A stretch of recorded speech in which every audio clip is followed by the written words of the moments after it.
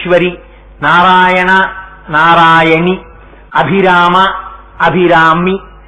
ఎక్కడ ఇకారం వస్తుందో అక్కడ అది అమ్మవారి యొక్క స్వరూపం. అందుకే శ్రీ సూక్తంలో కూడా ఇదే రహస్యాన్ని చెప్తారు. ఆ ఇకారం అమ్మవారి యొక్క శక్తి స్వరూపం.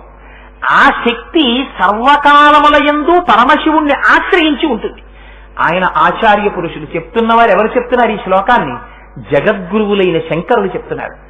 చెప్పేటప్పుడు భార్యాభర్తల ఇద్దరి మధ్యలో భార్య యొక్క స్థానాన్ని పైకి చెప్పి భర్త యొక్క స్థానాన్ని కిందకి చెప్తే ధర్మశాస్త్రమును తప్పినట్టు అవుతుంది. శంకరుల ఊపిరి ధర్మం.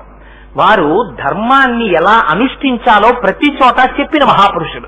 అటువంటి శంకరులు అమ్మవారిని పైకి అయ్యవారిని కిందకి చెప్తారా? చెప్పరు.